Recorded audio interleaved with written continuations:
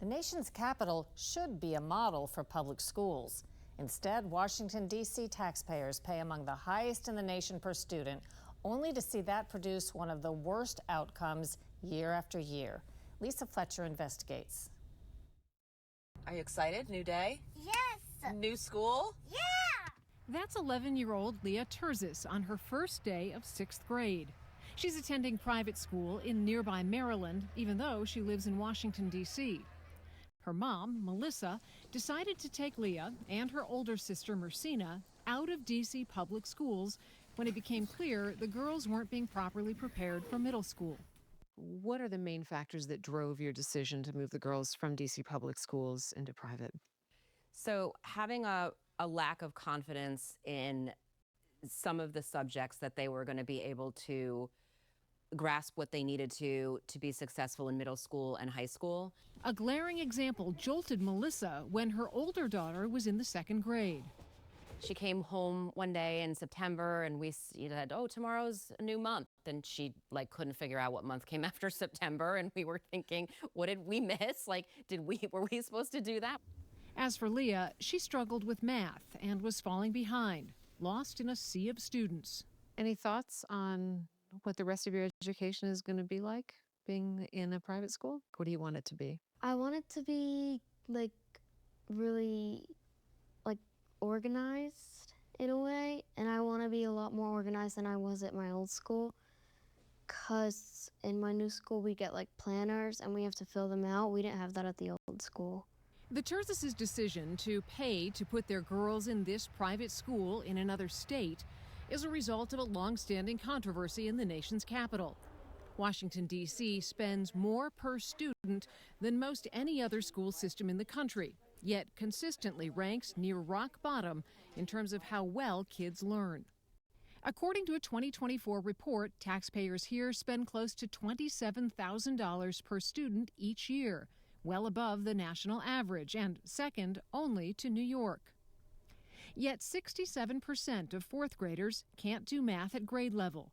70% are failing reading standards. By 8th grade, it gets worse. 80% fall below grade level in math, 75% in reading. As a parent, are you getting your money's worth? Nope. We ended up bringing a tutor on in 4th grade for my older daughter because there was just concepts she wasn't getting. Carly Sessoms teaches 4th grade in Washington, D.C. public schools and believes district leadership is the problem, allowing students who struggle with the basics to advance.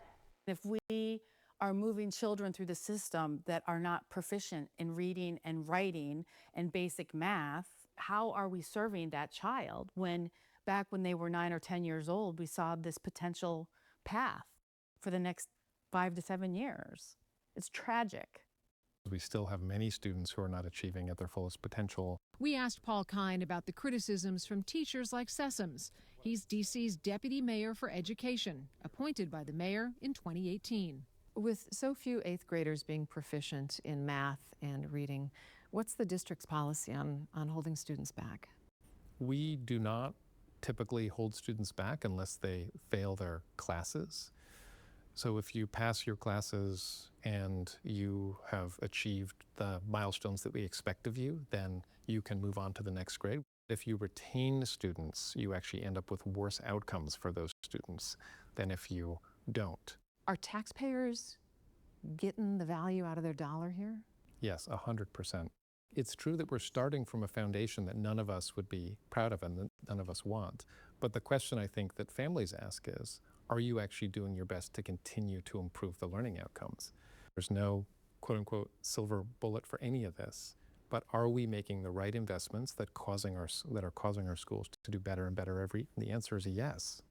33% proficiency in 4th grade math doesn't seem better, but Kine points out that's up from 24% just 2 years earlier, giving D.C. the biggest gain among urban districts. Still, not good enough for families like the Terzises, who say they can't afford to waste time.